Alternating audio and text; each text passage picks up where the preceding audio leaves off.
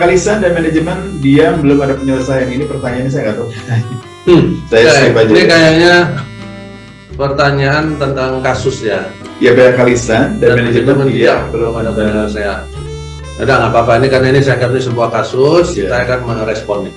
Ya, jadi tentang PHK lisan dan manajemen diam belum ada penyelesaian ini, hal pertama yang kita tahu Bapak Ibu tentang PHK di era UJK ini ya, ada perbedaan mendasar antara PHK di dalam versi Undang-Undang 13 dengan PHK dalam versi UJK. Sebentar Pak Denny, apakah bisa dikatakan lisan seperti ini? Jadi ada kalimat begini nih, besok saya tidak pengen lihat orang itu lagi di sini. Nah, ya. itu. Ya, gitu ya. Jadi ini dia. Kalau di dalam Undang-Undang 13 dalam bab tentang PHK, di sana tidak secara tegas menyebutkan PHK itu boleh lisan atau harus tertulis. Nggak ada disebutkan. Di sana kata-katanya, istilah yang dipergunakan di Undang-Undang 13 di bab pertama di pasal pertama di bab 12, di sana menyebutkan istilahnya menyampaikan maksudnya mengenai PHK kepada karyawan atau serikat pekerja, ya kan? Nah, sehingga ini yang banyak dilakukan pada zaman Undang-Undang 13, menyampaikan ini kan bisa tertulis, bisa lisan. Maka contoh yang tadi Pak Yunus sampaikan, saya nggak melihat lagi kamu ya besok, itu pertama, karena bosnya jagoan kan. Lagi manajemen meeting tiba-tiba saya udah nggak melihat kamu besok ya. Nah, itu dia sama juga. Kamu lihat aja gitu. Kalau saya jadi karyawan ini kita kasih ini tutup mata gitu kan supaya besok nggak lihat saya gitu, ya. Tapi itu terjadi. Itu sebenarnya kenapa bisa terjadi? Karena perusahaan menafsirkan menyampaikan itu bisa dengan berbagai cara. Nah, kalau di UJK sudah jelas sekarang tegas. Ini adalah poin yang menurut saya perlu kita apresiasi dari UJK, ya. Bukan berarti saya mendukung UJK ya. Nah, di poin itu bisa disebutkan bahwa PHK itu harus dilakukan secara tertulis. Tidak ada lagi PHK lisan di dalam UJK, harus tertulis karena di sana disebutkan menyampaikan secara tertulis. Surat pemberitahuan PHK-nya kepada karyawan bahkan sudah diberikan batasan waktu. Paling terlambat adalah 14 hari kerja sebelum tanggal efektif PHK. Ya. Nah, kemudian karyawan yang menerima surat pemberitahuan PHK tersebut punya waktu juga untuk menjawab, merespon. Meresponnya tertulis juga. Paling lambat 7 hari setelah menerima surat tersebut. Terhitung ya.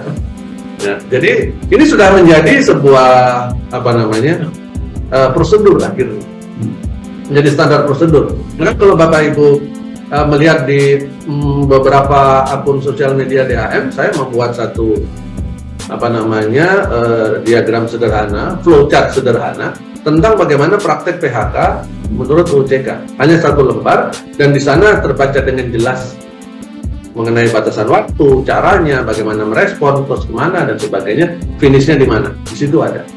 Sehingga sehingga di UJK memang tadi tidak ada PHK lisan. Sehingga kalau pertanyaan ini terjadi di zaman UJK, tentu ini tidak bisa disebut PHK. Dan perusahaan diam tidak ada penyelesaian. Maka kalau saya dimintai pendapat bagaimana dengan kasus ini, saya akan sarankan kepada si karyawan tetap saja bekerja seperti biasa. Karena sejatinya demi hukum tidak ada PHK. Tidak sah. Nggak sah. Dan saya nggak mau lihat muka kamu lagi besok di sini. Ya, terserah lo. Kalau besok saya datang saya diusir. Nah, langkah pengusiran ini yang masuk ke dalam ketentuan pasal pelanggaran terhadap pasal 93 ayat 1 huruf berapa itu? Ayat 2 ayat 3 ya, mengenai yang karyawan ingin bekerja tapi perusahaan tidak memberikan pekerja, jadi karyawannya diusir atau menghalang-halangi dia. Ya, nah ini sudah masuk dalam bisa diarahkan kepada perselisihan akhir, ya kan? Jadi diusir gitu aja, nggak bisa perusahaan main usir, ya. Nah sehingga si karyawan saya sarankan untuk tetap bekerja seperti biasa. Apabila karyawan besoknya datang kemudian diusir, nggak boleh masuk kerja, catat di sana, cari alat buktinya, misalkan dengan difoto, di video, atau ada berita acara misalkan, ada saksi dan sebagainya, ya supaya jelas nanti pada saat ini menjadi perselisihan, semua ada alat buktinya dan situasinya menjadi jelas terang benderang. Perusahaan nggak bisa melintar-melintir kemana-mana lagi. Ya. Itu dari sisi si karyawan. Dari perusahaan, kalau HR melihat ada atasan yang melakukan hal seperti ini, maka HR-nya harus turun tangan, menyampaikan kepada si atasan yang melakukan hal yang keliru ini untuk membenahi itu. Ya, bahkan sebelum HR-nya turun tangan, kalau saya berpikir, seharusnya untuk masalah PHK yang melakukan bukan atasan lain, hanya HR yang boleh mem-PHK. Kalau menurut saya ya, berdasarkan fungsi ya. Ya, dan saya menerapkannya di berbagai korporasi pada saat saya masih bekerja. Ya. Saya tidak pernah menyetujui ada atasan lain selain saya sebagai pimpinan di HR yang melakukan PHK. Jadi bahkan anak buah saya nggak boleh PHK, hanya saya yang boleh PHK. Karena saya pada saat itu sebagai pimpinan tertinggi di HR, itulah fungsinya, sehingga satu pintu benar, mudah, pertanggung jawabannya mudah, ya. Sebaiknya ini dilakukan, bahkan kepada teman-teman terdekat, sahabat-sahabat terdekat saya sendiri, yang dia klaim kepada orang-orang, saya dekat sama Pak Denny, sama keluarganya, segala macam. Yang PHK siapa?